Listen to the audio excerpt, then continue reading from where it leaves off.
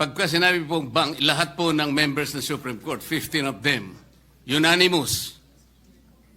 To Kasi po, reiterate what baka division lang yan, 5 lang yun. Hindi po No, bank Mr. yun. President, to reiterate what I already said, mga ano po ito, mga reversal ng unanimous Supreme Court decisions. Yes, but I am At sa asking for dalawang qualification, halimbawang Mr. President, binigay ko whether po these are bank on decisions or decisions by a division. And whether or not they Mr. were President, characterized by... sinabi ko rin na po kanina ang Sandali bank po. decisions po ito. Ay, hindi po. Whether or I not am the replying to the decisions question. are characterized by the following qualifications. 1, unconstitutional, void ab initio, violative of due process. All these are present in those jurisprudence and cases as you cited. Mr. President.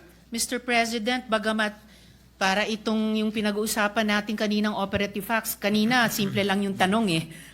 May kaso na po ba na ang Supreme Court sa unanimous decision ay ni-reverse ang sarili nila?